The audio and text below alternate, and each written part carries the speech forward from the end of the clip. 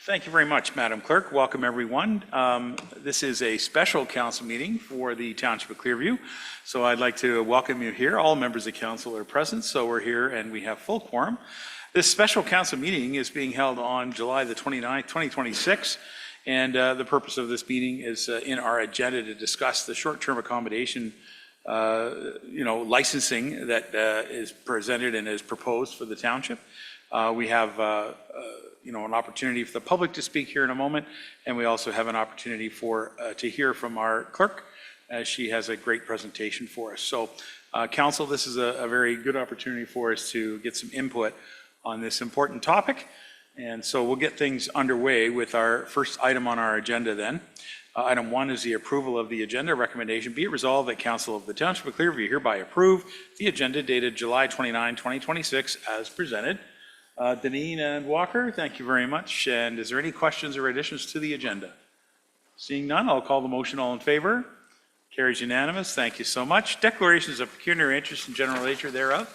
Any members of our council have any declarations? Don't have any before me. So if anything comes up during the meeting, folks, if you realize that there's some type of conflict, please bring it forward. We'll deal with it right away for you. Now, I just want to highlight that on this agenda, we do have a public participation period. So we're actually, our procedure bylaw says to call it public participation. Because we're holding this meeting to hear from the public, we're calling it more public engagement. We want to hear from the public on this topic. So public participation is actually limited to the topics of today's discussion about our short-term accommodation. So that is the purpose why it's on here. FYI, for the purposes of just being full disclosure, we do not normally have public participation or engagement on special council meetings, but we discussed that as the clerk's department and the mayor's office and said we absolutely want to do that in this period. So that's why we're doing this. Okay, so item number 3 is please be advised that comments and views expressed under public participation period are not the views of the Township of Clearview Council or the administration. Each person is limited to 5 minutes. Questions or comments are to be directed to the mayor, and questions shall not refer to the personnel matters, litigation, or potential litigation or planning matters that have already had a public meeting or any item considered confidential. And for those members of the public not able to attend the meeting in person, written public participation can be provided through the township's portal website. A written comment shall be received prior to noon on Monday, July the 27th, 2026, which was prior to this meeting. Please remember, of course, to always share the time with your fellow citizens. So for our procedure today, we'd like to hear from the public first. So this is public participation, public engagement. Would anybody like to come forward and speak about this fabulous topic of short-term accommodation from members of the public? There's a microphone right over here. Just bring that mic towards you. And then if you press the button, we're looking for the button to turn green, and then it should work. Say hello. Hello. Hello. And tell me your name and what would you like to talk about? Hi, my name is Elaine Collier. I'm here with my husband, Steve Collier. We own Avalon Clearview Studio B&B on Highway 124. We've been open since 2001. We're on the Niagara Escarpment, so we've lived by the rules with the Niagara Escarpment Commission, the Clearview Township, now the Ottawa-Saga Valley Conservation Authority, and any others that come along. So we are a true bed and breakfast. We're not an Airbnb. The main thing we wanted to bring up on this with the short-term rentals is we just want to make sure that it's a level playing field.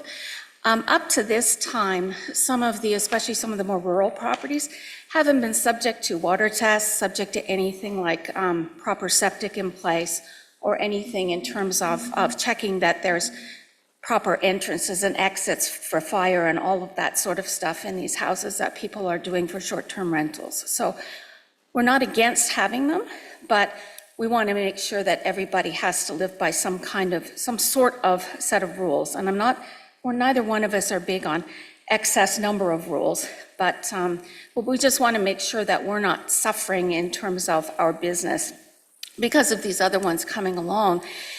And by the same token, if anything happens, if someone does decide they do want to do a short-term rental and they're out, well, they could be in Stain or Cremo or wherever, or more rural, that if anything does happen, I'm not too sure. I've been in the insurance business since 1978, including municipal liability.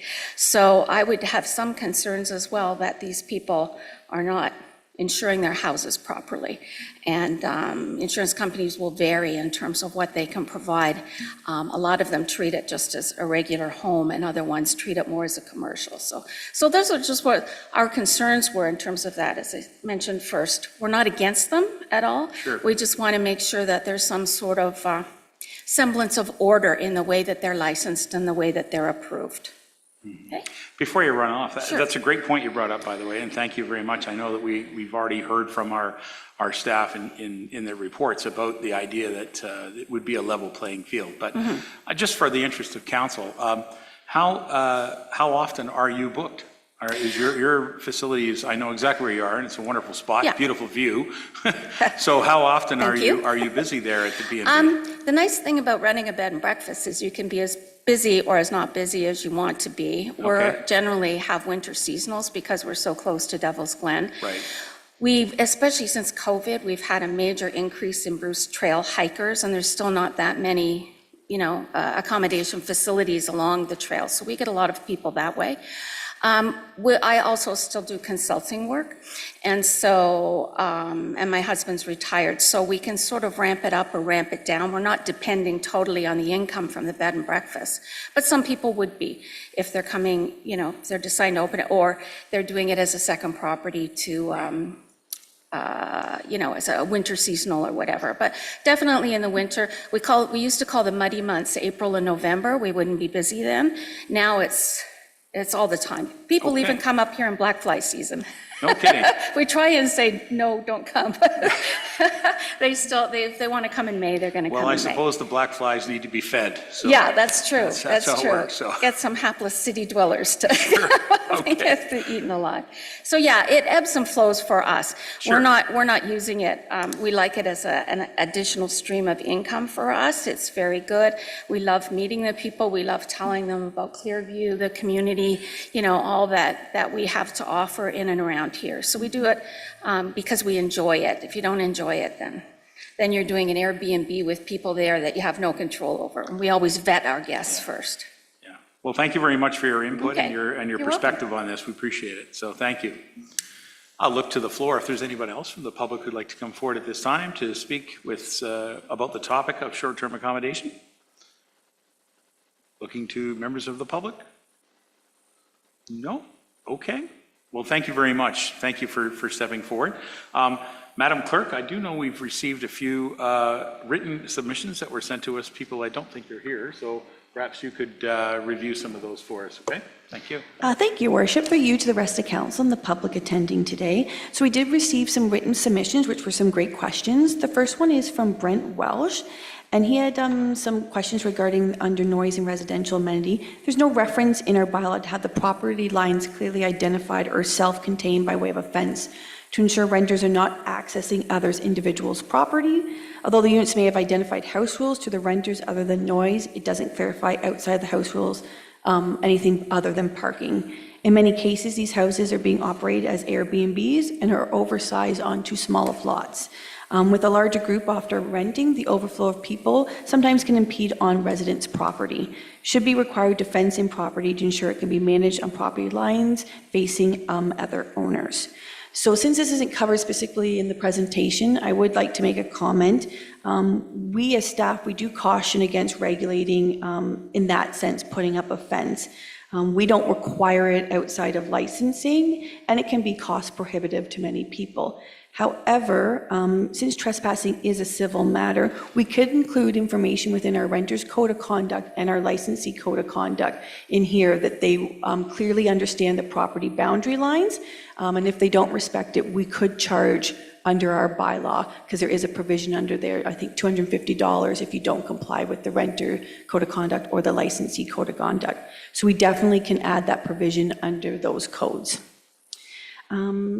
And then the other comments we received, we got one from James Davidson. We actually got 5 different questions.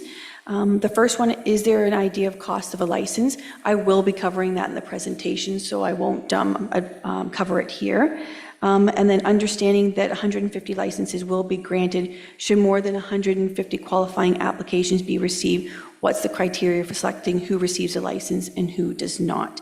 So I do speak to the cap within our presentation, but I will say if it goes over the cap, many municipalities have done a wait list, and that's usually first come, first serve of an approved application.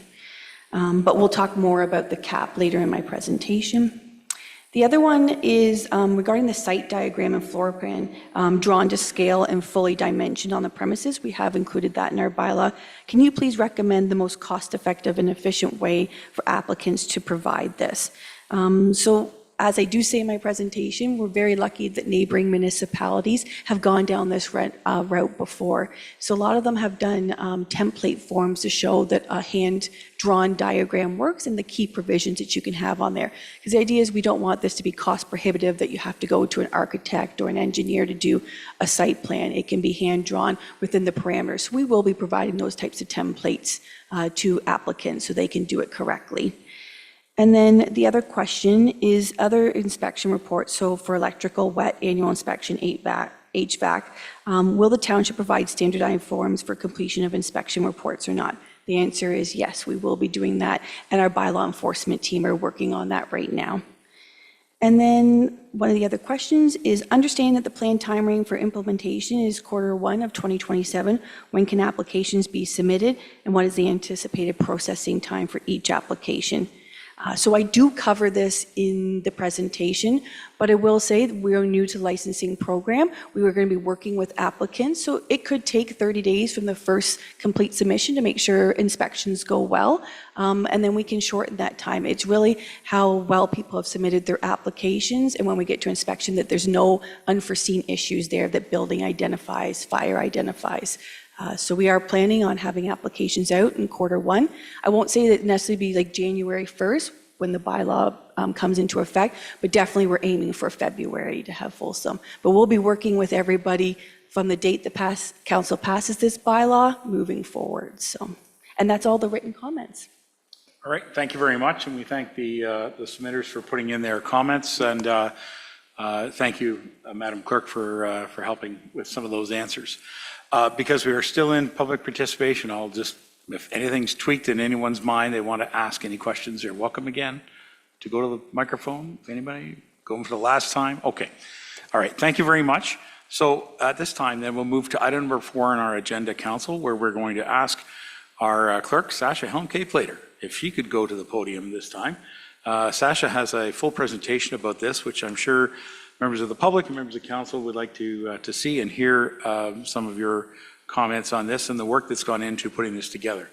So Sasha, if you want to make your way there. And then I do want to add that Sasha did not work alone on this project. This has been something that it's quite common at Clearview Township to have our senior management team work together, and each department gets a chance to contribute to the success of our reports. So I'd like to acknowledge, obviously, the bylaw team, our senior bylaw officers here, and members of our fire department, our recreation, economic development, planning. They all had parts to chip in on this, so thanks very much. Madam Clerk, nice to see you over there. You don't get to stand at that podium very often. No, I don't. It's nice to have you here. Thank you, Your Worship. So welcome council staff and members of the public to this public engagement regarding the township's exploration of a short-term rental accommodation program and a proposed draft licensing bylaw. For those of you who don't know who I am, the mayor did say my name, but I am Sasha Helmke-Plater, and I am the clerk and director of legislative services for the township. It has taken just over a year to get to this stage where we're able to thoroughly review key sections of a draft licensing bylaw. On May 11th of this year, everyone received the first draft through a council information report, which has been attached to this agenda for everyone's reference. From there, we engaged the public through social media, township's website, some short-term rental platforms, and the newspaper to attend this workshop session, with the opportunity to provide written comments or attend in person. We've had the opportunity to hear from the public through these forums, and thank everyone who's taken the time to be engaged in this process. Before we delve into the presentation, I just want to acknowledge that although it's me presenting today, and the mayor touched on this, the establishment of a short-term accommodation program in Clearview has been a team effort, many of who are here today. I want to acknowledge our bylaw enforcement team, Joseph Paddock, our supervisor, and our new municipal law enforcement licensing officer, which is Ryan Young, and he will be the main officer administering the licensing program. As well as I'd like to acknowledge Briar Kelly, our economic development officer, the planning department, fire department, and Parks and Recreation for their assistance. And without further ado, let's discuss safe stays and licensed ways.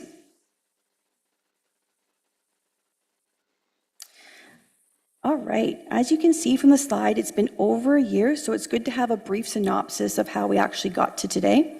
It started in February 2025, where through a staff report, Council directed staff to begin the investigation of a short-term rental accommodation program, including a draft licensing bylaw. In April of the same year, Council was presented with an information report outlining the next steps for the investigation, which include the launch of a survey to garner initial thoughts from the public and stakeholders on STRAs. Leading into last summer, we were able to share those survey results with Council and the public, identifying key concerns and advantages to an STRA program, which we will highlight in a few slides from now. In late summer into the fall, the Clerk's Department and Bylaw Enforcement drafted a short-term rental accommodation licensing bylaw, including establishing reference to the licensing program within the new proposed zoning bylaw. In November, we were able to receive comments back from the legal review of the draft bylaw and make minor amendments. In May, we provided the draft bylaw to Council and the public through a staff report. That brings us to today.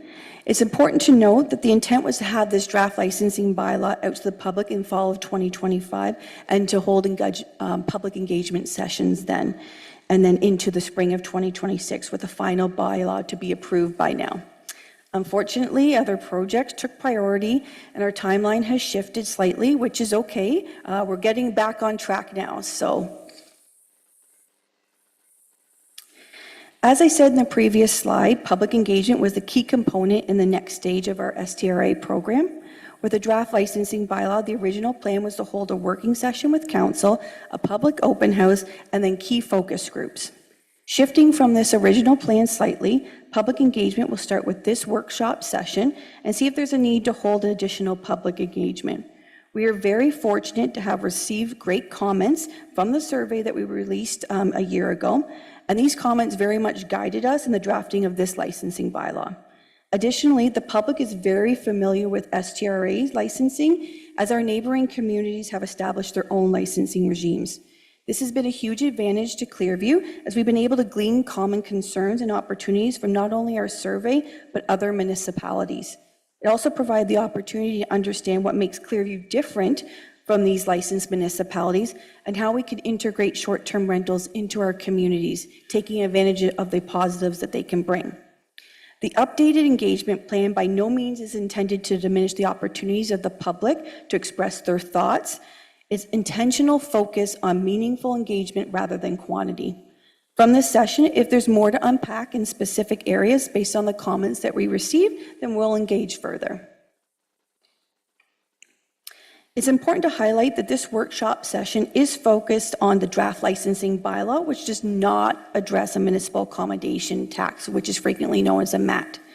The MAT is a tax on short-term stays designed to boost Ontario's tourism industry. The funds collected help promote and develop local tourism markets and support local economies through non-property tax funding of destination marketing and management organizations and municipalities. And the authority to issue this type of tax is under the Municipal Act. In speaking with other municipalities who have established a short-term rental accommodation program, establishing a licensing bylaw really is the first step. After a few years, it's good to assess the program and the appropriateness of a MAT to be introduced.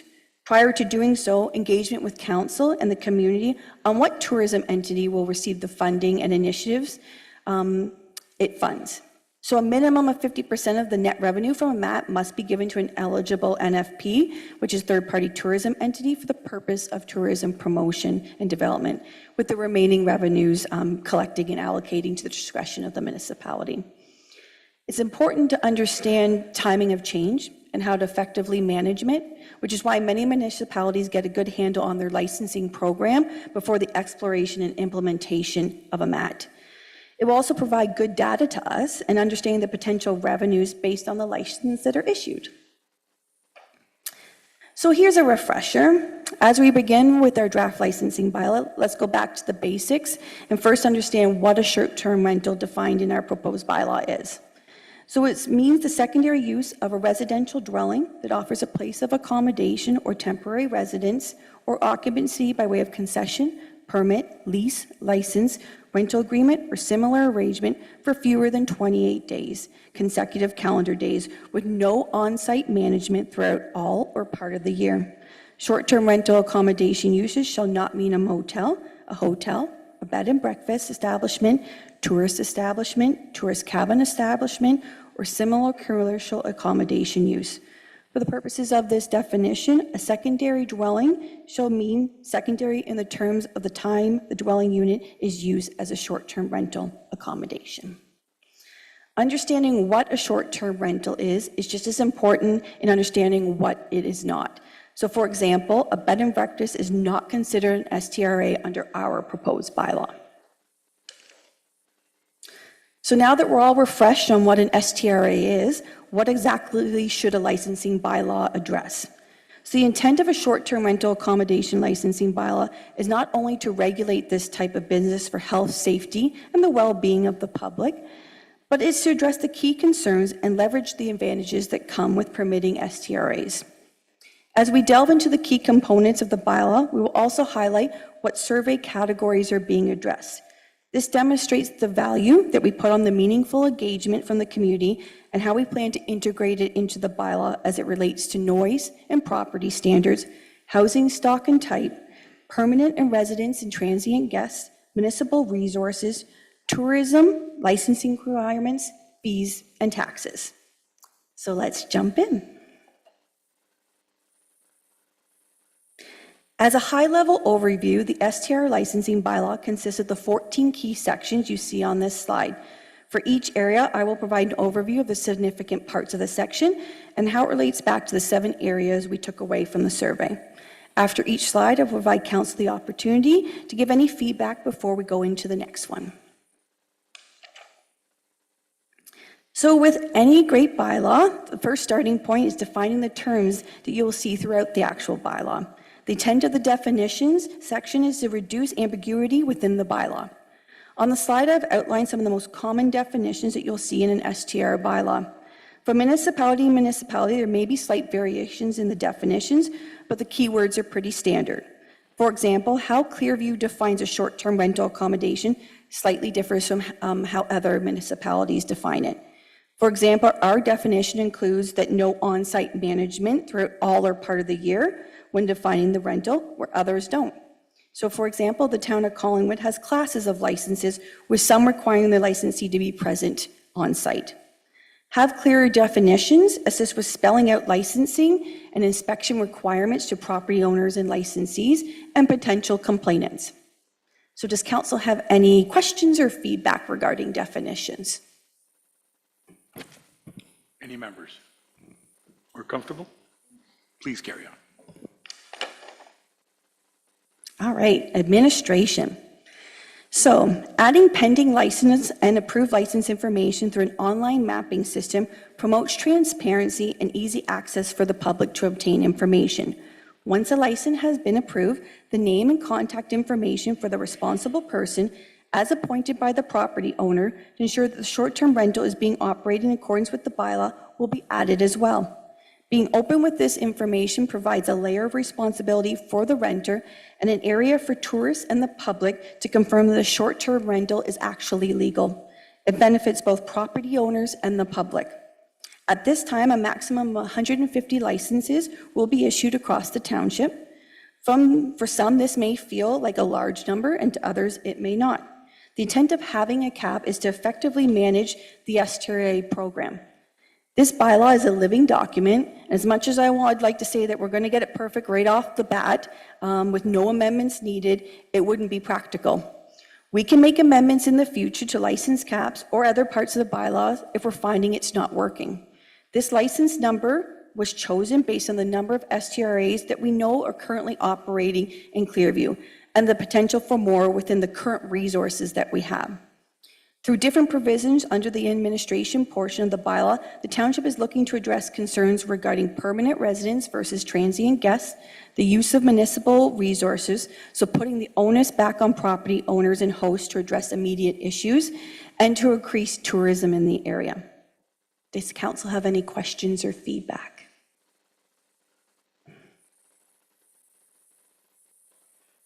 Marty? Yes, please. Thank you, Your Worship. Do other townships limit the number of short-term rentals you can have, or like you're limiting it to 150 licenses? Through your worship to Councillor Beelan, yes. Every license that I've looked at, there is a cap there, but like I said, it can be a moving target point. We did 150 based on the amount of license or active short-term rentals that we know are operating here, with a buffer room of more to be considered. We also think a cap works with protecting the housing stock, which we'll go to further in the presentation. But we'll give Romero as an example. Romero is very strict on their licensing cap, and they have a long wait list. And that wait list, people can be on it for years before a next license becomes inactive and they're able to issue one. And that was a choice of their council at the time. But like I said, this can be a moving target if council wishes to do so. Thank you. Councillor Deneen next, and then the Deputy Mayor. Thank you. Through you, Your Worship, to Sasha, please. So a responsible person would be the landlord or a host. Is that right? It could be a third party, like say Airbnb, the actual company that does that. They could be the responsible person for the rental. Through your worship to Councillor Janine, so it can be the actual property owner, it could be a spouse of the property owner, but as Ryan's experienced in Wasaga Beach, there's actual management companies that go into contract with these owners, especially if this is a non-resident property, that they pay for somebody to be the responsible person and who will respond to any inquiries and questions. So this has become a business because of tourism in this area. Okay, just to clarify, that would be that you would identify the person representing the company who would be the contact. So it wouldn't just be the company in a generic form with a phone number. It would be the company and a representative with a name and a contact. Correct, and that number needs to be active, and that email address needs to be active, yes. And there's timelines that they need to respond to when bylaw enforcement or another officer contacts them. Thank you for the clarity on that. Good question, thank you, Councillor. All right, Deputy Mayor, please. Thank you, Your Worship. Sasha, you mentioned about the 150, and you also mentioned that you know, like with the responses you've gotten, do we see a certain area that's dominant in what we're talking about now, like when, you know, the Colliers mentioned about Devil's Glen, for example, or do we see a lot in Creemore? I guess my question comes in: are we going to filter how many are in each area, or are we going to be spreading this all with throughout the community? So I'll answer the one part of your question, and then I'll send the second part over to our bylaw enforcement officer. So under a business licensing bylaw, under the Municipal Act, we cannot restrict a license by location only. So we can't do that. So we can't say you can only have so many licenses in the Stainer area, because that contradicts legislation.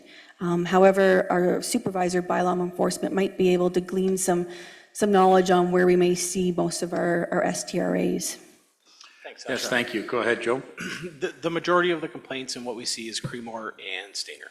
Those are the two places where most of the short-term rentals are right now. And again, every bylaw that this township produces is effective across the entire township. And so there are very few bylaws that are associated with individual neighborhoods. Generally, all bylaws apply to all properties equally. That's correct. And Joe was speaking to the amount of complaints that we receive. And if you think of those two areas, that's because the close proximity of the homes to one another and neighboring properties that produce complaints. We know they're in our rural areas. We have Devil's Glen, we have Osler, we're very close to Blue Mountain. So they're scattered across our township. But to Joe's point, it's in those settlement areas that we receive the most interaction. All right, thank you. Is there anything else? Then we'll continue on with your presentation. Thank you. All right, so prohibitions. So within Clearview, you're not permitted to operate an STRA without a license if this bylaw goes through. STRAs are not permitted in a condominium, an apartment building, a semi-detached dwelling, a townhouse dwelling, any attached or detached additional residential unit, which is an ARU, in a settlement area as outlined in the township's official plan, an accessory building or structure, or any residential unit accessory to a commercial or an industrial use. You must comply with the Renters Code of Conduct and the Licensee Code of Conduct, which are Schedules A and B to the actual bylaw. And we identify a maximum occupancy regardless of the square footage of the home, which is 10 renters, including only 2 renters permitted per bedroom.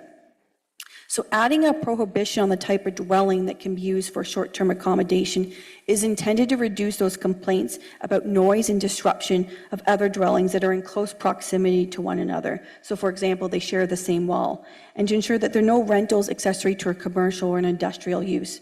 In addition, there's a maximum number for the occupancy, which I just spoke about, which is 10, regardless of the house size. There's also a maximum of 2 renters per bedroom, which assists in managing the number of people in a smaller dwelling. Guests are permitted, 1 guest per approved bedroom. Renters are permitted, but they cannot stay overnight. This helps to address that party house atmosphere that is a concern of residents in the community. As well, it's important to protect the housing stock in our communities so there are attainable options for permanent residents within our settlement areas. When we think of housing stock, we also need to think and consider about the infrastructure to support and everyday lives of those permanent residents. Settlement areas are more walkable. In some instances, they have access to transit, commercial shopping needs, parks, libraries, and arenas. This is intended to be a good compromise to still bolster tourism in our communities while respecting the needs of residents for complete communities.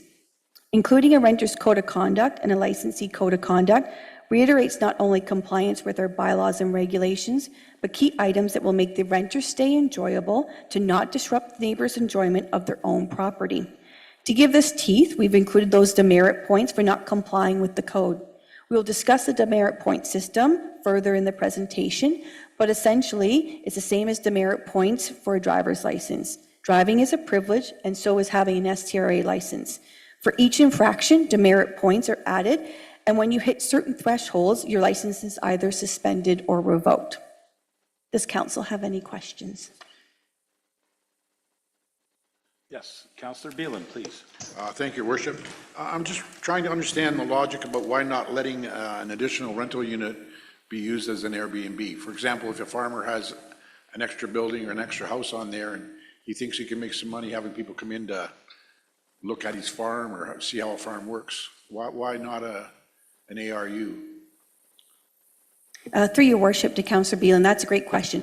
So under this bylaw, ARUs can be used as a short-term rental outside of settlement areas. So it's, okay, yeah. Planning asked us to kind of put a pause on it in settlement areas because the province put some provisions, hasn't really put provisions on parking.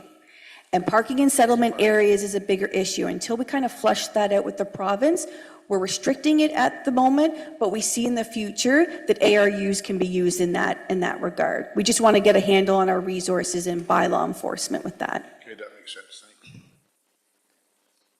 Thank you. Paul, do you have another one? Yeah, quick question. You mentioned about John? Accessory to a commercial or industrial use. We do see several, commercial buildings in this town and Creemore and others that have dwelling units attached to apartments up above. Why would they not be allowed to run short-term rental? Through your worship to the Deputy Mayor. So we included this in our bylaw, the same as other municipalities. I think it's to assist with guests and host interaction with commercial industrial use and the noise and the complaints in there.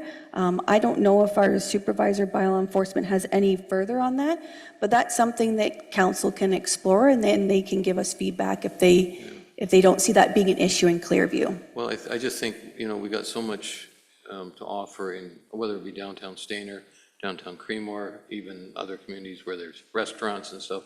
People could walk the main street and enjoy it, sort of thing. I guess there's always the extreme where you have the party animals and stuff like that, but from an availability to give people a place to stay, it's sort of nice to have people in the downtown core, that's all. So, just a comment. It's a great question, and I think it's to alleviate those possibilities where you've got a commercial renter and then a residential renter, we'll call those STR guests, and that conflict that it could cause between the two. But that's not to say that that may not be an issue in Clearview. I look at it, I'll just use another example, is Chris Millsap built it's not a hotel in the main street of Collingwood, and they're doing the rental concept there too, and it's going over gangbusters. So and maybe we're pushing the button a bit like a hotel, but it's just something that there's potential, that's all. It's a boutique hotel, which is a different design, but yes, it's. Yeah, I know the one, yes. Okay, thanks, Sasha. Yeah, and like I said, this is a living document, so we can test it out. Like if council is amenable to changing that, and if we find after our first year of licensing something's not working, we can always come back and talk it through. So. Before I get to Councillor Broderick, if I can ask Mr. Abbots from the Planning Department, is there any conflict that you see between, in a zoning sense, regarding commercial/industrial uses and then having an adjacent STA type facility, a part of it, or renting out a space that's an accommodation? Do you see that as a conflict in a zoning sense? Through your worship, potentially it could cause a conflict of having residential uses permitted in commercial and industrial zones. It would largely depend on the specific zone. There are some commercial zones that do allow residential uses, so we could certainly work with Sasha and her team to come up with some reasonable areas where residential could be permitted in a commercial zone. So that's a good point, and thank you, because I think we can always look at our zoning as there are exceptions that can be found on site-specific issues and how they fit into the neighborhood of where they are, so that they can, eliminate or mediate any problems that might be with this type of rental facility in a industrial/commercial area, right? So, okay, I just wanted to make sure that we understood that the zoning is very important, and the deputy mayor brings up a good point, because many of our commercial spaces in the downtown have lovely accommodations upstairs that are either rented out on a long-term basis, or sometimes they are short-term. So that's great. Thank you. Councillor Broderick, did you have a question? Thank you, Your Worship. Through you to Sasha, regarding the demerit points, any preliminary ideas where the threshold might sit? Through your worship to Councillor Broderick, yes, we're going to get there later in their presentation, but the numbers 7 and 15 will be important to know, but we will go through that, yeah. Thank you. All right, 7 and 15. 7 and 15. I'll take yeah. black 15. There you go. All right, thank you. Go ahead, Sasha.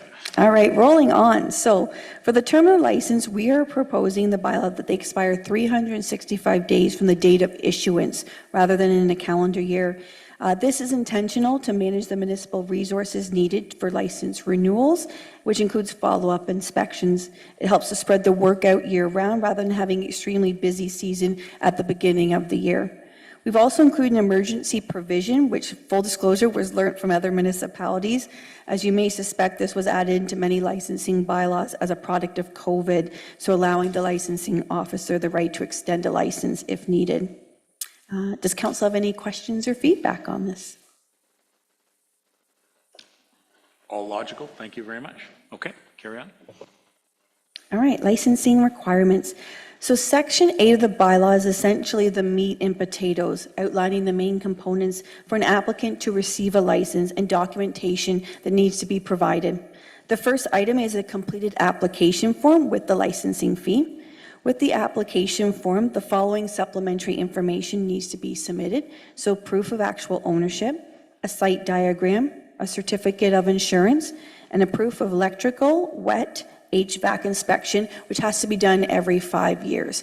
So I know there might be some confusion regarding that. So say if you apply for a license today, got all your inspections done, those inspections are good for 5 years. So upon renewal, you'll keep showing those ones. After 5 years, you'll have to go out and get a new one. These items assist with concerns regarding licensing and inspection requirement and homes in on the key aspects for health and safety of renters and to property owners. And in the next slide, I'll go over some additional licensing requirements.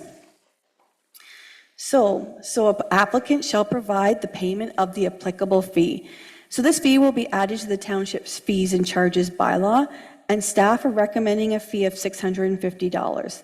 The rationale is to not have a fee that deters hosts from getting a license and takes into account the other expenditures required to submit an application and the MAT in future years. And then there's an occupancy permit is required for the premises, as well as inspections by building, fire, and bylaw. Any listing or advertisement of the STRA must be included with the township license number on that actual listing. Corporate, business, or partnerships as owners are not permitted to receive a license unless the licensing officer is satisfied that the premises is used primarily for residential purposes. So for context on the licensing fees, each municipality is a bit different in how much they charge. So for example, Collingwood has different classes of licenses that range from $1,250 to $2,500. Romero is at $1,000 and Springwater is at $1,250. The intent is to get properties licensed and into our STRA program. In future years, staff and council can assess the application fee and make changes if needed. If the process is too onerous or cost prohibitive, we could see property owners choosing not to get a license and by law enforcement having to go the enforcement route at the onset rather than educating and working with owners. For context, we did see this scenario with our dog licensing regime. So at the beginning of licensing many moons ago, we had higher licensing fees for owners who had more than one dog, up to a maximum of 3 dogs in settlement areas, and different fees for each, especially if they were spayed or neutered. We found the more complex the fee structure, the more difficult it was to have people get actual licenses. Does council have any questions or feedback? I see Councillor Deneen, then Councillor Walker. Please go ahead, Phyllis. This might be just a little disjointed. The Renters Code of Conduct, does it include the noise bylaws, that sort of thing? It's all in there. Do we get a copy of that back sent to us that they've acknowledged that part? Through your worship to Councillor Deneen, so they have a guest register that the host or property owner has to keep, and they have to acknowledge on that guest register that they've read all of those bylaws. So I think noise, fireworks, open air burn permit, those are the key ones that are contained within. Usually it's a binder. We don't take those each time that they have a guest, but we can request those at any time, just to make sure that they are distributing those. So. They're private, like the owner's application or whatever the owner does. We get a copy of that as well from each of them prior to them. Each person will have their own rules and regulations. Is that part of the application process? Do we request that from the owners, that sort of thing? Through your worship to Councillor Janine, so we have specifics in our bylaw that those owners have to give all their guests, but they may have different rules and regulations on their own property that they've put on top of that. We don't regulate that, but we regulate what we require in our bylaw. Okay, and the final thing. Whenever we go camping somewhere, there has to be a list. Each of the guests has to be, their name has to be written down, or I might have the wrong terminology, renter or guest. And their names have to be there in case something happens, in case there's a fire or something, so that we know how many people or actually involved just in case of emergencies? That's written in here somewhere as well? Correct, that's with the with the renter register. Guests, we don't require their information because they're not to be staying overnight, but it's exactly for the reason that you just spoke about, which is why we need a register to know who's staying at the facility. Thanks. Or the owner does. All right, that's good. Mr. Walker, please. Thank you, Your Worship. Sasha, the $650 for the license application fee, how many times does that allow for inspection? I know we have 3 departments doing an inspection, so what happens if things don't go well the first time or the second time or the third time? So is that $650 cover one inspection by each department, or is it just an open field to allow that $650 to cover? Through your worship to Councillor Walker, short answer, it's open, because we want to work with people at the onset. So that $650, we may have to come out and re-inspect, because when building or fire gets there, they may be like, ooh, not these carbon monoxide detectors, oh, your fire extinguisher, and we will go back to re-inspect.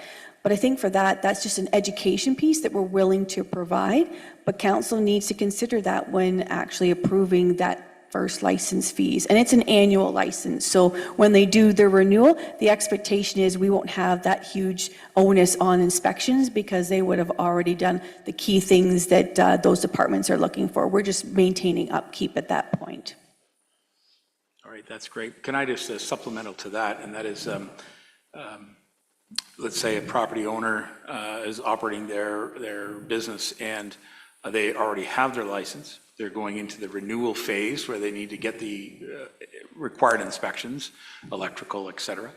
And one of those items doesn't pass. And so they've submitted everything else, but they have, let's just say, an electrical inspection was not able to be done, contractor not available. Does the bylaw department have a 30-day grace period or something like that between, you know, revocation of the license to get to the inspection period? Is there a confidence in there that the bylaw department can allow that to extend and give them a grace period to get that done? That's an amazing question. So that's that emergency provision where we have the licensing officer has the ability to extend the license a little bit longer within reason. So they'd be working with the property owner to see how much extra time do you need within reason. I mean, I think 30 days might be the number. But that's up for the licensing officer to review with the property owner and the team. I think that's a fair statement because, you know, the inspections that are going to be done by our staff, you know, we would do everything we could to make sure that we have the staff available to do those inspections. Some of these inspections are going to be done by third-party peoples who we don't have control over, and neither do the owner. So, you know, if there's limited number of inspectors available, I'm thinking specifically on electrical because, you know, electrical contractors are busy. Sometimes you have to book them way in advance. So I'm just thinking as long as we have a respectable grace period between the you know, activation or reactivation of a license, extension of a license, et cetera, so that they have a grace period to get it done. Thank you. And part of that is the onus back on our departments is to give a good period of time of warning. You're coming up for renewal. So that could be 45 days, that could be 30 days. So some of those items can be addressed prior to the license expiring. Makes sense. Okay, thank you. Paul, I think you have a question? Yeah, please go right ahead. Thank you, Your Worship.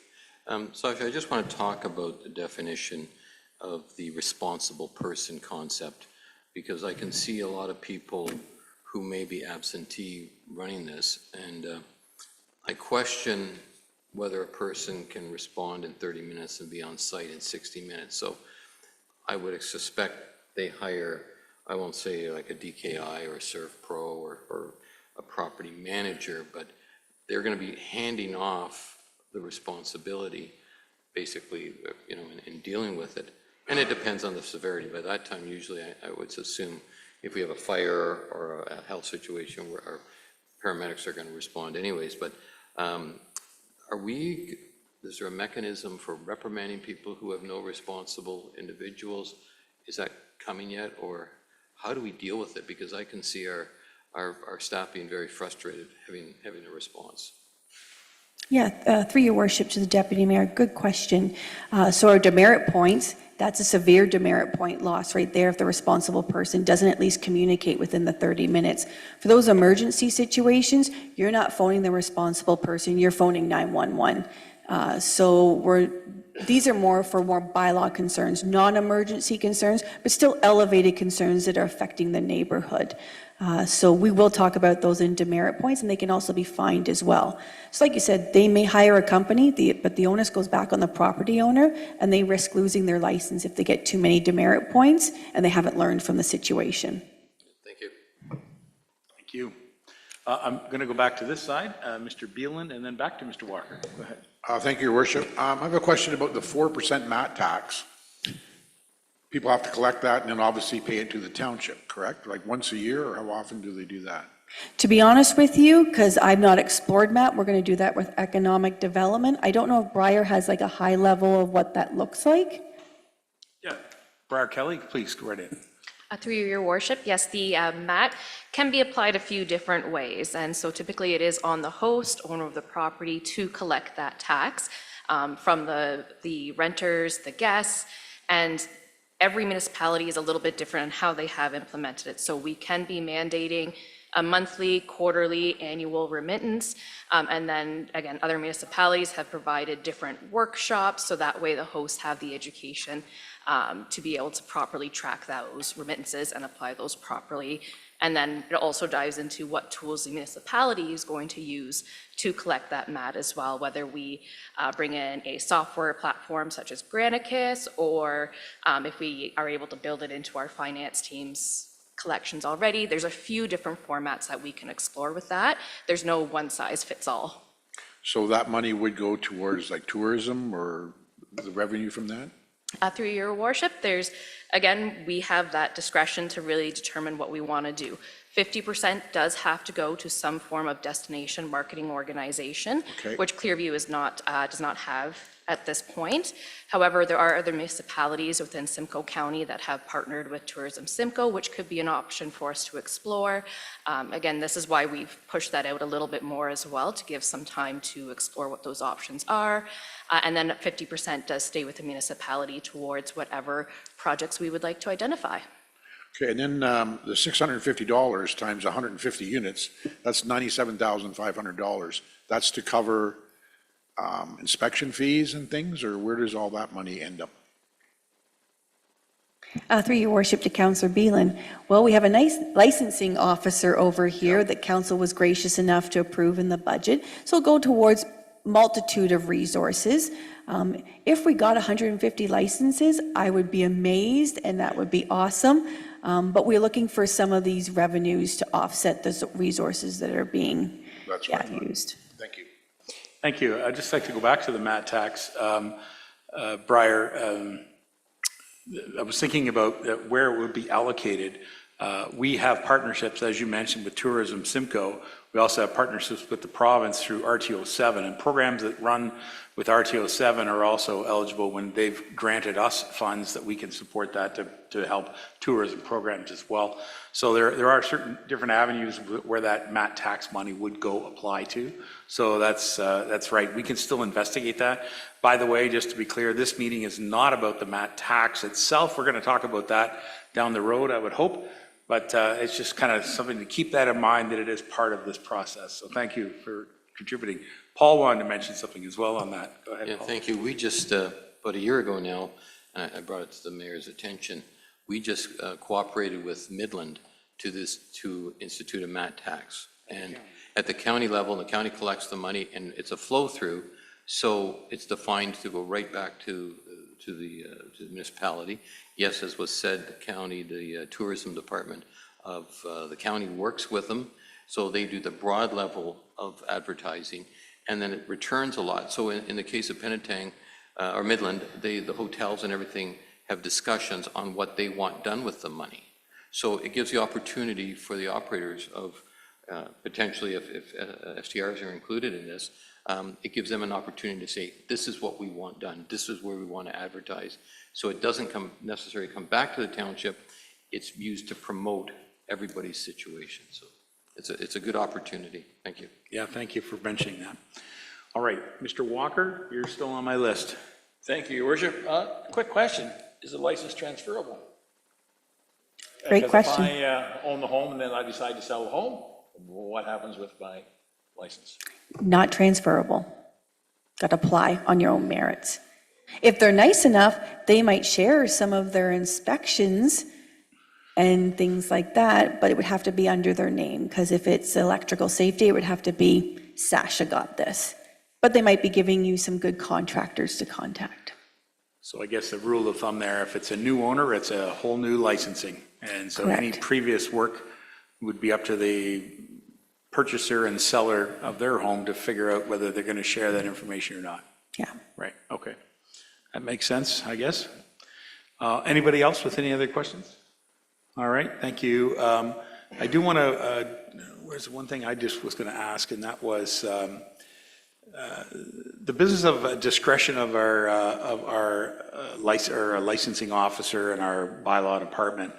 The discretion is I find our bylaw department's very good at working with clients on all of our bylaws in regards to coming into compliance. And so the opportunity to lay fines or anything like that is sort of like the last straw. I would suggest to you that we have a very good bylaw team that deals with issues and tries to find compliance first.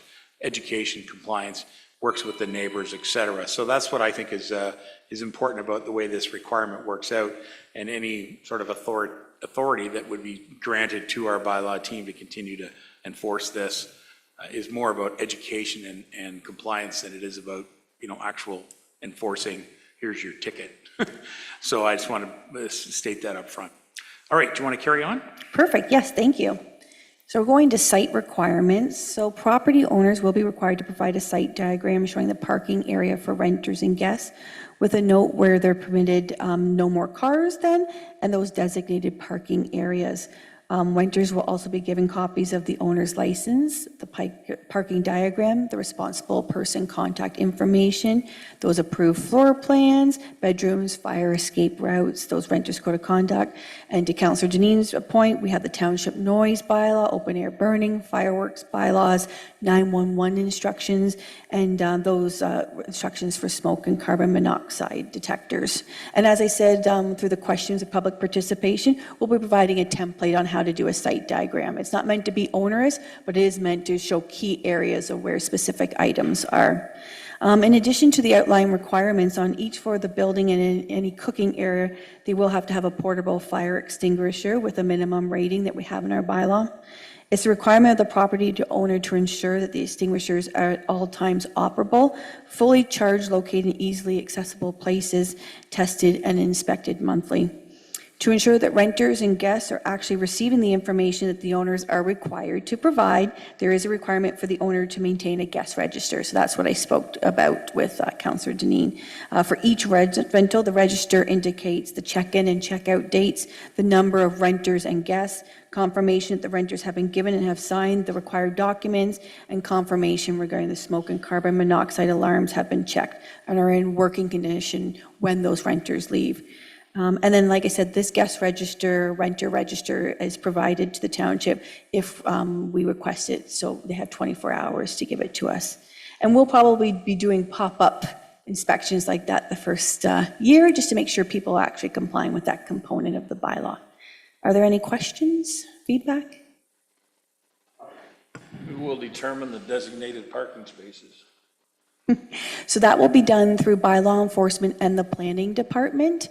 For that. All right, good question. Anything else? All right, let's move on to item 7. Inspections. So the inspection portion of the licensing bylaw outline the key legislation and the inspections that they will be guided by. So these include the actual STRA bylaw, the building code, the fire code, the zoning bylaw, and all other municipal bylaws. So for example, property standards and clean and clear. The inspections will be completed upon first application and annually if a license is renewed. Any questions or feedback? I think we've already talked about a little bit about inspections. Is there anything else? All right, carry on. So issuance and refusal of licenses. So this section of the bylaw outlines the authority to issue a license as well as the authority to refuse, renew, revoke, or suspend a license.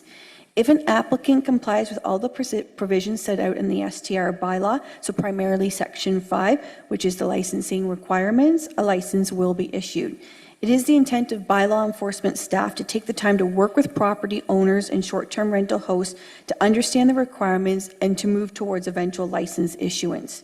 With the bylaw proposed to come into effect in January of 2027, the time between the passing of the bylaw and the beginning of the new year will be taken to educate, talk with hosts, and work through what is required under this bylaw.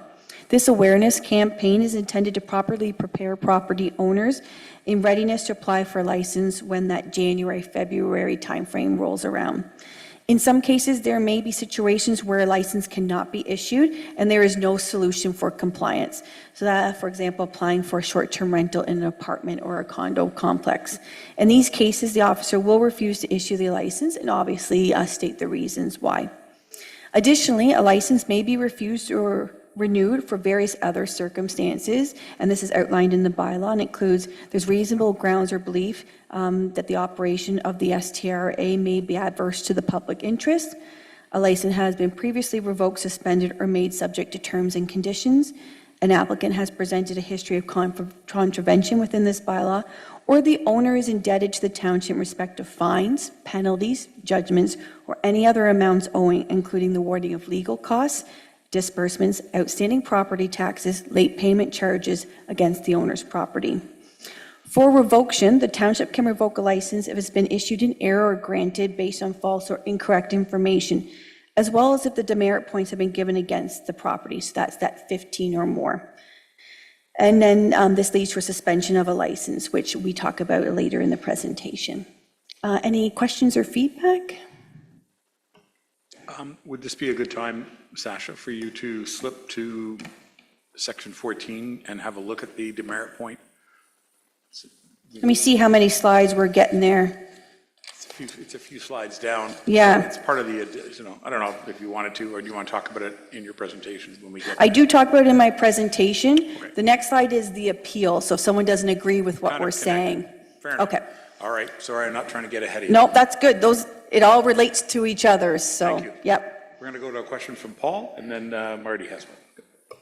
Did I hear you say in a reason to refuse a permit if the person is in arrears in their taxes? Okay. That's correct. How far in arrears? Like if a person hadn't paid one payment this year for whatever reason, it would be considered in arrears and we would turn them down? Correct, and that's just communication. That would just be, oh, we noticed that your property's not up to date. Can you just make your payment and go from there? Okay. Yeah. Is this what other communities have done as well? Correct, and actually, you'll see this popping up in more of our bylaws. So the most recent one is site alteration, has this included in there as well. Yeah. Thank you. All right, Mr. Bealey. Thank you, Your Worship. Maybe I'm getting ahead here. I was reading somewhere that if someone operates one without a license, they get a fine maybe. Am I ahead of ourselves here, or? You are, but that is correct. Okay, so where does that money go to? So it goes to the Provincial Offences Court in Barrie, Okay. because we don't have administrative monetary penalties, maybe soon to come at some point. But yeah, it goes to POA. So fines given and payment goes to POA, and then we So get dispersed. It's used as a deterrent rather than put some money in our coffers as well. Okay. Correct, but that's why we also have the demerit points, and then we also have orders we can put on the property. So there's different mechanism depending on the infraction or someone not working with us. Yep. Okay, Yeah, thanks.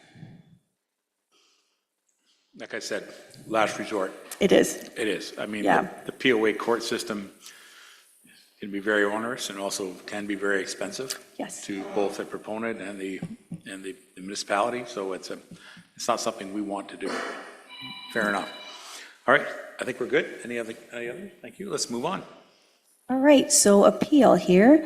So with this licensing bylaw, applicants will have the opportunity to appeal a decision of the licensing officer where their license has either been suspended or revoked, or if there's a refusal to issue the license based on the parameters outlined in section 8.2 of the licensing bylaw.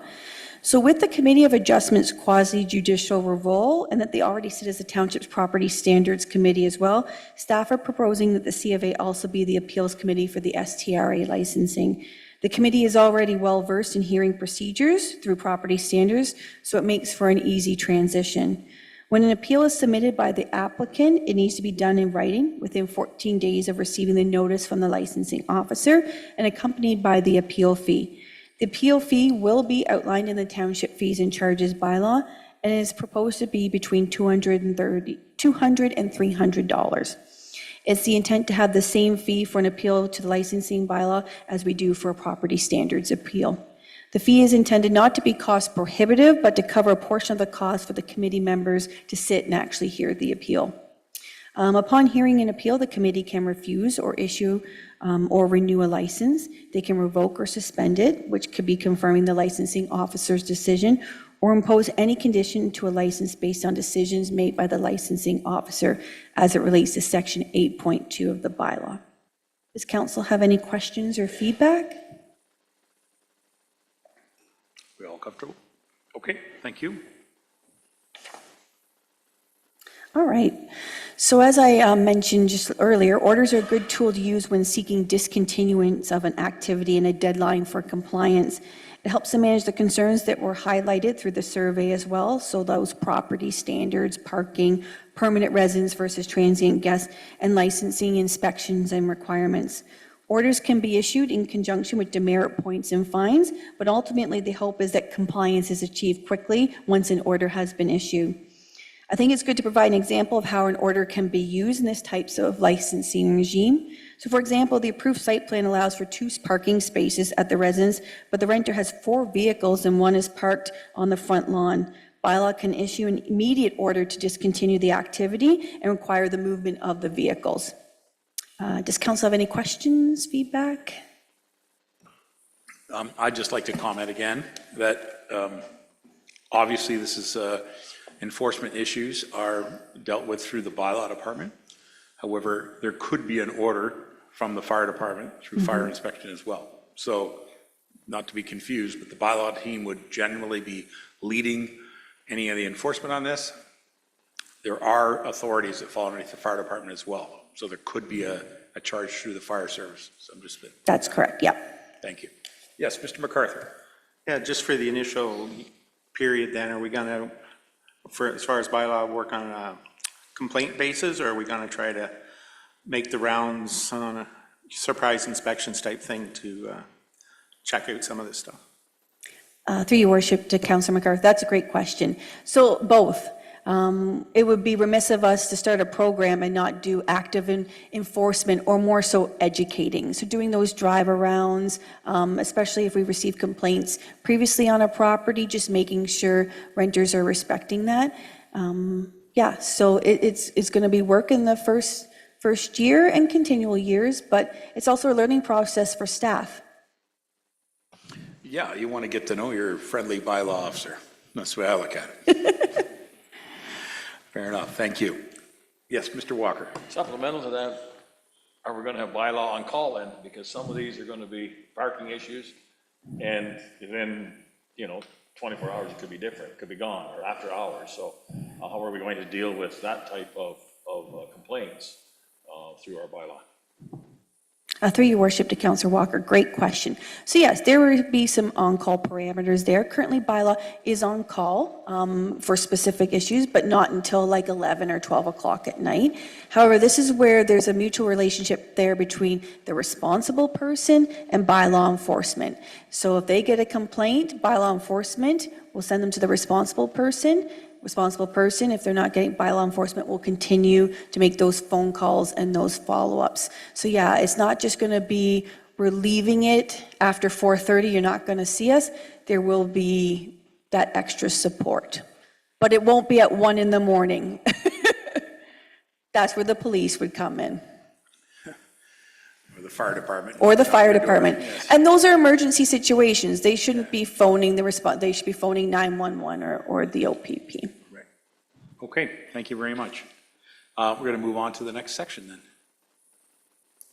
Entry and inspection. So this section of the bylaw is pretty straightforward, and it's commonly seen in any business licensing bylaws. As outlined in this slide, the intent of the entry onto the property and any inspections by the proper officers ensures the health and safety for property owners, renters, and guests.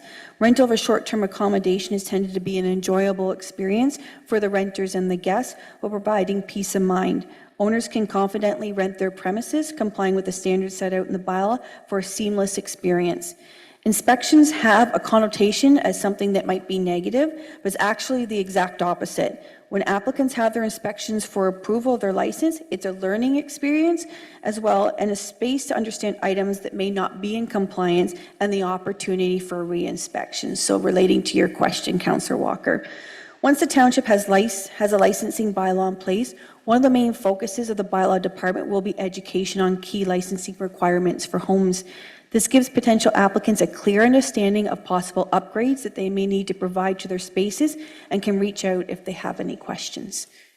Any questions, feedback from council? Any questions? This is something that all of our enforcement team are already doing. They're already in that category that they have these responsibilities. So it's good. All right, thank you. Carry on. Enforcement. So as I outlined with the entry inspection section of the bylaw, enforcement and obstruction are common parts of a licensing or permitting bylaw. This section is simple in that it outlines who can enforce this bylaw. So we have our municipal law enforcement officer, a chief fire official, building inspector, or any such person that council appoints by bylaw. The intent of this section is to clearly outline the key positions in the township who may be attending properties for the public to know. It also speaks to the seriousness of obstructing any of these positions in the execution of their duties. Questions, feedback? Again, something that our teams are already doing. Correct. All good. Thank you for that re-education. Anything further? Good. Carry on. The penalty section outlines under which acts a municipality has to issue a fine, which is the Municipal Act and the Provincial Offences Act. As there are set fines proposed with this bylaw under Schedule D, this is primarily where bylaw enforcement will be issuing penalties. These fines are a Part 1 under the Provincial Offences Act and provide the officer the ability to ticket the person once an offence has immediately occurred. Alternatively, in extreme circumstances where Part 1 fines and demerit points are not deterrents in gaining compliance, the township may, under the Municipal Act, issue a Part 3, which is a summons to court to deal with the matter. The township, through its prosecutor, can ask for a fine not less than $300 with a maximum not to exceed $100,000. The intent of penalties is to be used when education and voluntary compliance just don't work. It allows the township to effectively deal with issues that affect residents while efficiently using municipal resources to do so. Questions? Members? Mr. Van Staver, go ahead. I just want to comment on that, Your Worship. As you said earlier, Sasha, that this is a living document, because I think some of these fines, if a person, first of all, doesn't have a license, and secondly, goes out and advertises, there should be a more substantial fine than $250, but because I do believe some of these are a little low, but they're a starting point, and they have to, we have to start somewhere, and it has to be a document that we can amend as required. Thank you. Those are great points. Under POA, there's certain thresholds that we can only charge for certain fines. We don't have the ability to choose those thresholds. And over a certain amount, we have to give a business case as why we're going above and beyond what other municipalities are charging. If we do an AMPS program, council has the choice to choose their fines from there.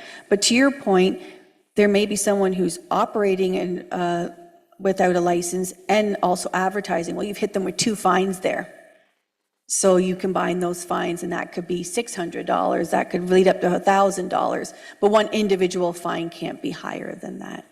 Is it $500, Joe, or up to $1,000 we have to give a business case for? It's up to 1,000. Yeah.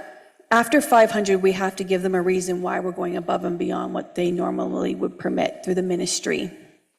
Yeah, because they approve our set fines. Okay, very good.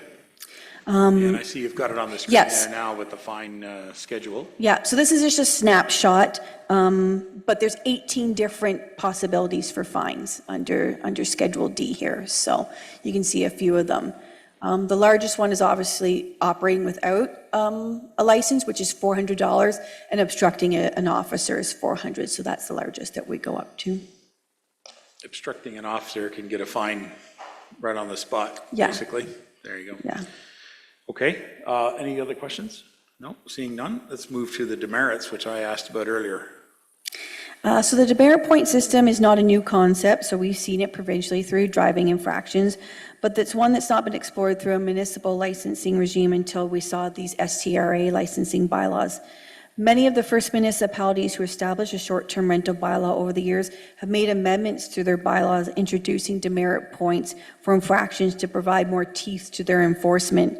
Municipalities have had success instituting this system as owners have a fear of losing their license and not having the ability to be reinstated with licensing caps and wait lists. So that's another reason why licensing caps come into play. It's kind of nice because then they're put on a wait list and they're losing that revenue income, which could mean a lot to people. Within our proposed licensing bylaw, a demerit point system has been established under Section 14, with Schedule C outlining the infractions and the number of demerit points that will be issued for each. A license may be suspended for up to a period of 6 months if the total demerit points is 7 or more. A license may be revoked if the total of all demerit points is 15 or more. Notice of the suspension or revoking the license shall be provided to the licensee in accordance with this bylaw, and a licensee may appeal the suspension or revoking of the license in accordance with Section 9 of the bylaw. Demerit points shall remain in place until the 2-year anniversary of the date at which the demerit points were first assessed. Any questions, feedback? Bless you. I see Paul first. Is there anyone else? Go right ahead again, Paul, please. Thank you. Under Schedule C, you used a comment about open-air burning violation, and it says cost incurred for illegal fire. So are we allowed, say we send our fire department out, and are we allowed to charge that back to the owner for sending it out, as opposed, I would almost consider a service we supply to any resident of Clearview, but in this case, we are allowed to charge it back. Through your worship, they can be hit under a number of bylaws. So not just the STRA bylaw, but the open air burning bylaw and any of the rates they have for a call out. So that could be a very expensive trip for a property owner to deal with. Thank you.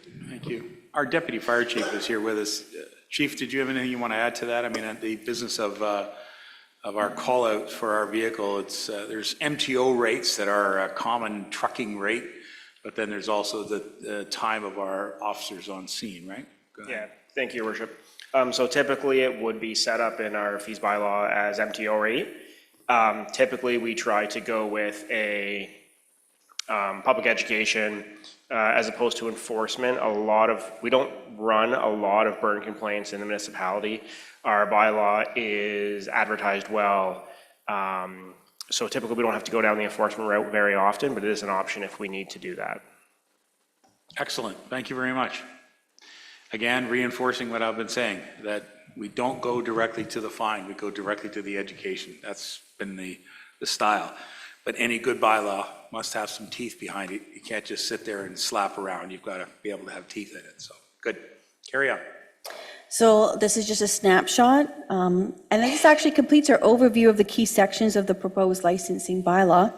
So what is our path moving forward?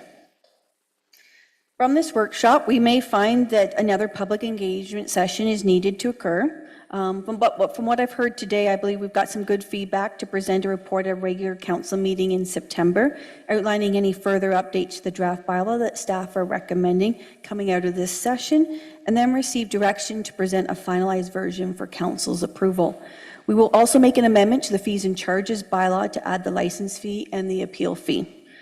Another step is to send these set fines to the Ministry of the Attorney General for review before the bylaws pass. So that's making sure their short form wording complies with what they want for the standards, and then for final approval afterwards. As you may have seen in the bylaw, the effective date is proposed to be January 1st of 2027. Staff have recommended that this date provide time to establish the program, forms, and education for not only potential property hosts, but the public.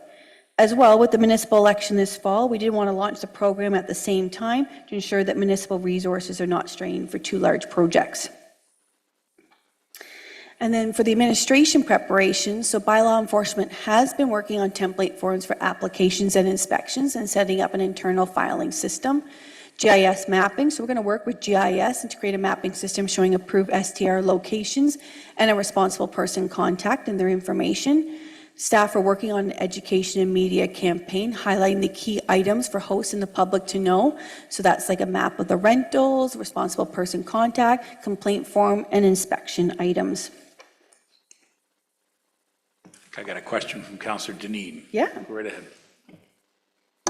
Thank you, Your Worship. I could have waited till the end, but so everybody that has a license could go on our clearview.ca, all on one page, and be noted there. But I'm wondering, when it comes to council, could we include that it could be reviewed in a year's time after the adoption of the bylaw, and we can review it at that time? Report from staff at that time? Through your worship to Councillor Deneen, that is already on our radar. Since this is a large program, we want to give the next term of council an update of how many licenses have we received? Where are we on track for the MAT? Are there some proposed amendments? Because we're hearing things from hosts and also complainants that aren't working. Like I said, living document, and we don't want to just put it out there and forget about it. That's not what we're intending to do. And bylaw enforcement has been really good at starting those relationships with not only people in the public, but those hosts as well. Because we want it to work for everyone as much as we can, but there will be compromising there, so, yeah. All right, thank you very much. I have Councillor Walker, Deputy Mayor, and then I'll go to you. So go ahead, Mr. Walker. Thank you, Worship. With regards to the forms, it says the template for inspections. Will that include what each department that we have will be looking for when they go in to do an inspection, like fire? We'll have a list of approximately what they're looking at. Bylaw we'll have in planning as well, just to help the individual or the owner be able to comply. That's Yes, great question. So Ryan, our municipal law enforcement officer, he's hit the ground running. He's reached out to other municipalities. Both him and Joe have touched base with fire, building, and planning, and they're starting to take a checklist of what those things they want to review during inspection. But those are also living documents. As they get through it, they may need to amend those, and then reinspection. Those might look a little bit different, so it's not so strenuous on the resources of the department. All right, thank you very much. Good question. Paul, we'll go to you, and then Mark. Thank you. Councillor Deneen sort of did hit on it, that we will be having a posted registry of both the location of the STR as well as the responsible individual, so the public knows who that is. That's good to hear. Is there any intention, or have other communities extended the ability of the renter to use our community facilities as any other resident is able to do? They can go to our swimming pools or anything. Are we talking about that at all? Through your worship, right now, we don't have any restrictions on who can come to like an open swim at the swimming pool. Library, you would need a library card, so that would stop you because you wouldn't have an address there. But no, they can use our facilities, go to our events, any same as anybody else. Actually, the library was one I was thinking about, that they could have access to a 48-hour library card or something like that. Yeah, and the library might be amenable to that, because they just want people in there to enjoy the resources that we have. But I'm sure we could bring that up with the library board, once this becomes enacted, because certainly the library does run programs that are, day program or a special event program that, somebody who's in our community visiting, they may want to participate in. I'm sure that they could create some type of form or permissions or something to allow that.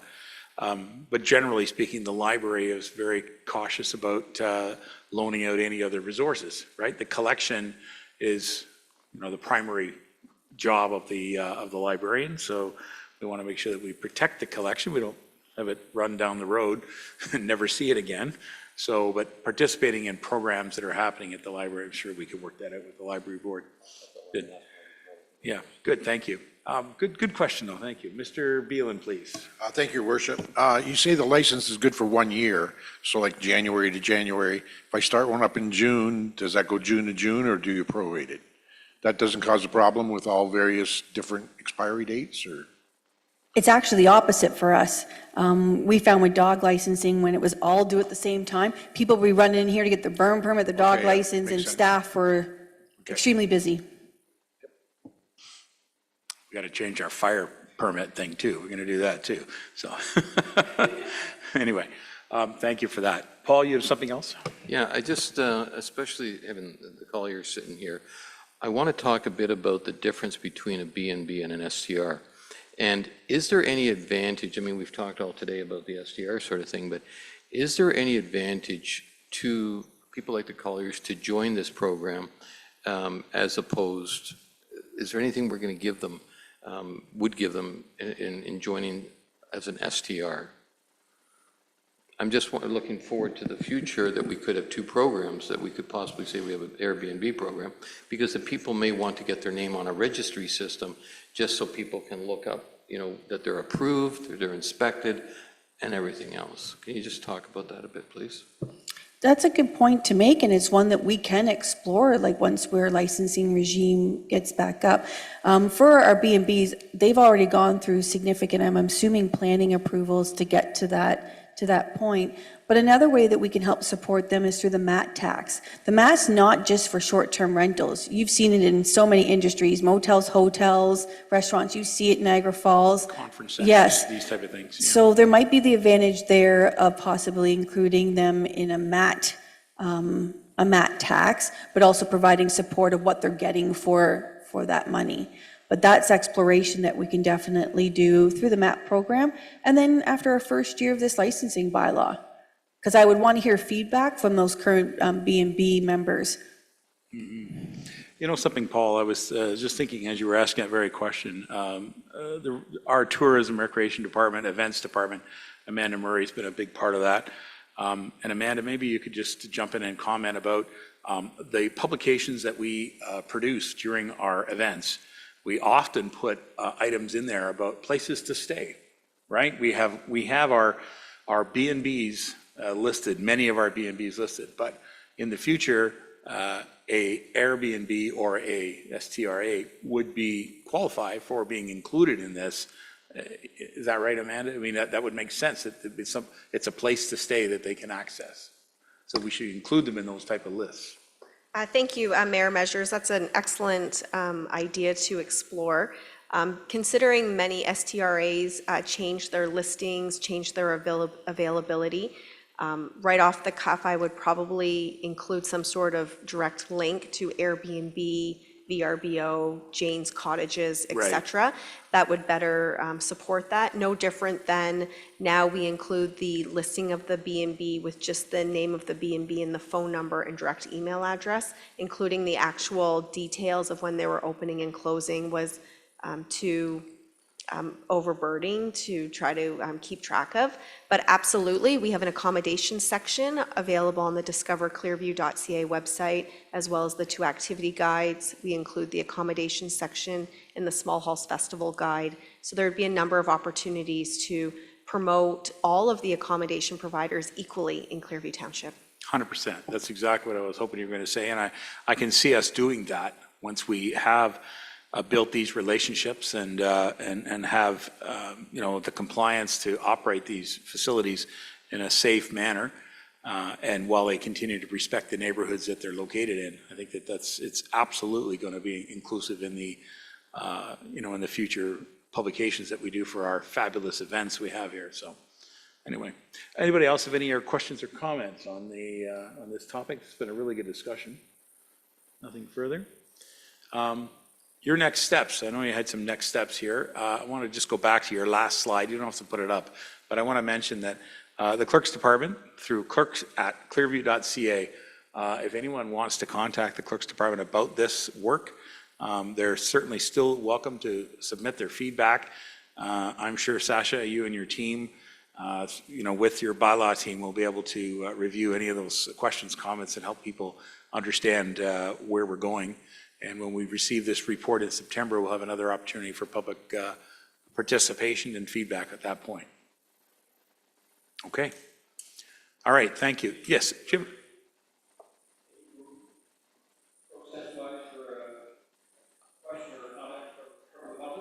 Absolutely. Come on up. Come on up. Step up to the mic, though, hide behind your sunglasses. Now I can't see anything. That's they're okay, I'm prescription. teasing you. Yeah. Just a couple of things, and I'll probably forget half of them because that was a excellent but long presentation. No, it was good. It was very good. I enjoyed every moment of it.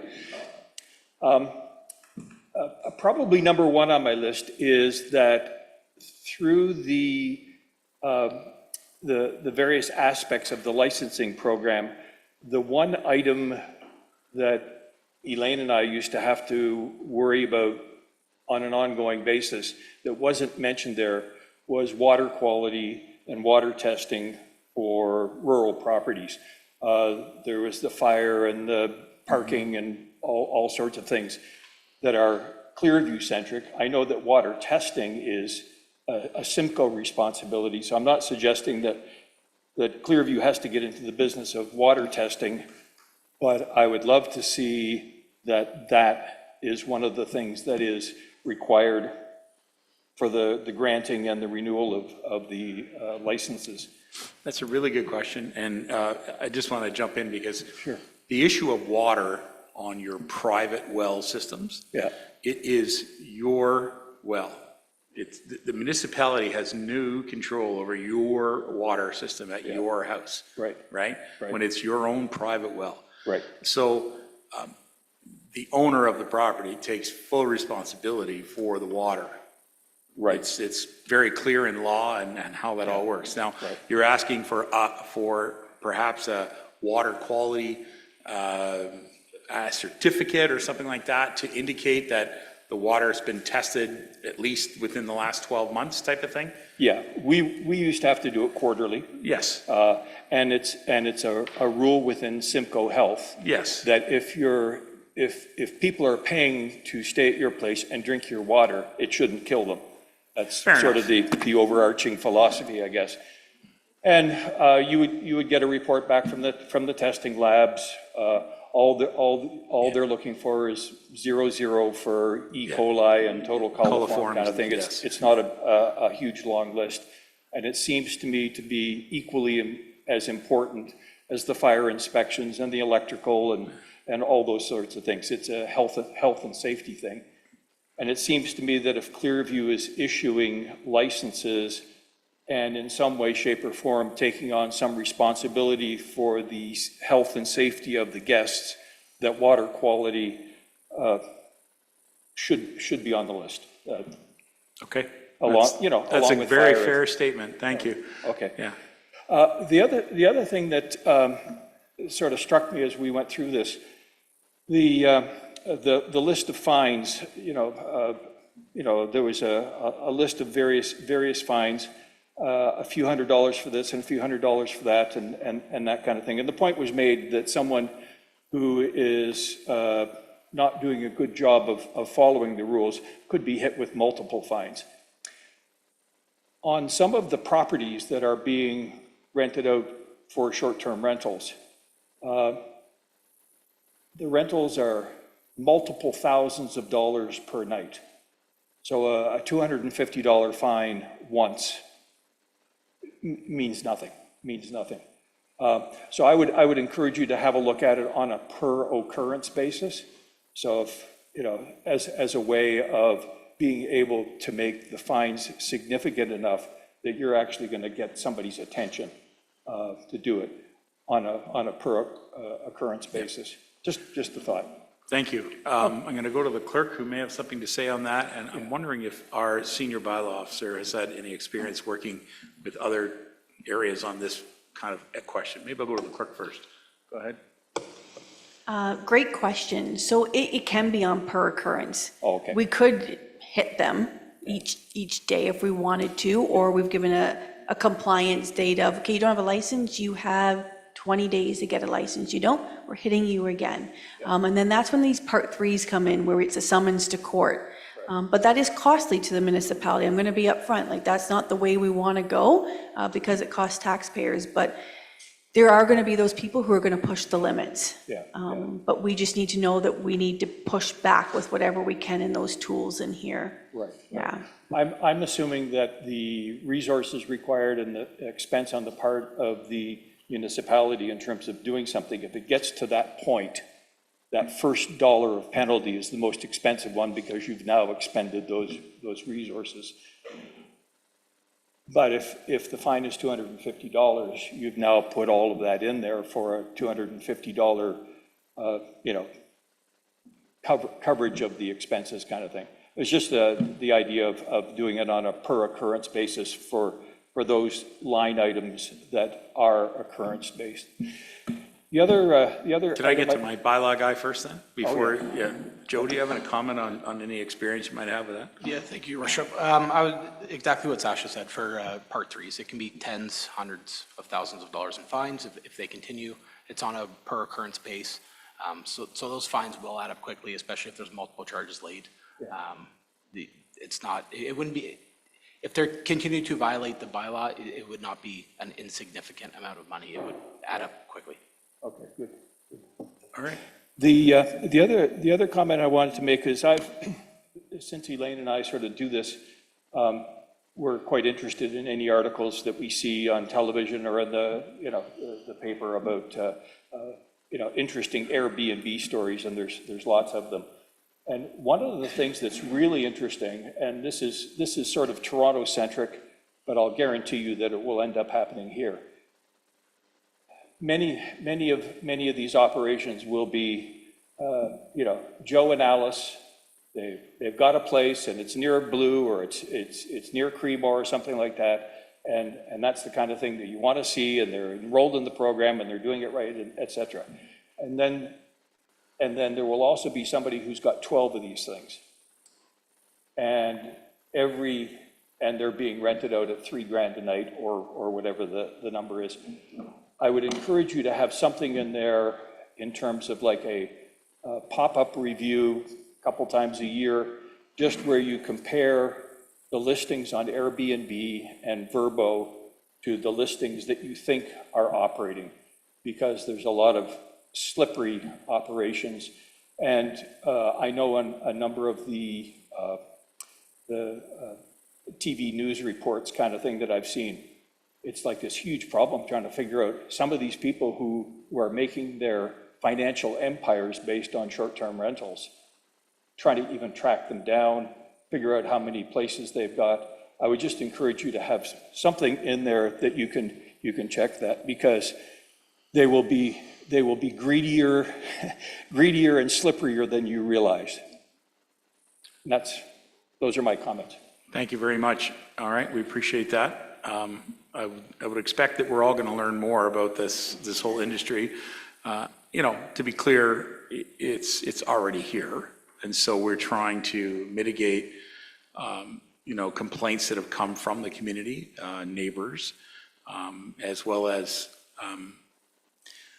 sadly, the party houses that have appeared, because that just causes all kinds of levels of problems with the neighborhoods, as well as our ability to provide the proper health services, whether it be fire, police, ambulance, that kind of thing. So we need to have a better handle on that and be responsible as a municipality to look after that. So thanks for that. As far as the slippery operators, they're probably not here, are they?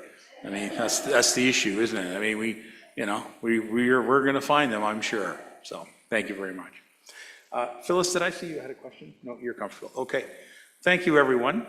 This has been very good. I'm going to do a couple of quick business items here, as our clerk is also very studious in making sure that we follow, our scripts and read motions, etc. All right. Here we go. So we have finished this item number 4 of the presentation. So right now we have item number 5, which is our confirmatory bylaw. Recommendation be it resolved that bylaw 2653, being a bylaw to confirm the proceedings of the July 29, 2026 council meeting, be presented and read a first, second, and third time, finally passed, 29th day of July, 2026. Mr. MacArthur, Mr. Broderick, thank you so much. Any questions? All in favor, bylaw carries. And then we're a motion to adjourn for this special meeting, 4:38, 9? Is it already 4:39? All right, there we go. 4:39 is our motion to adjourn. Deputy Mayor, thank you. Mr. Beelan, thank you. All those in favor? Okay, this meeting is adjourned. This council will be reconvening in another special meeting at 5:30. Thank you.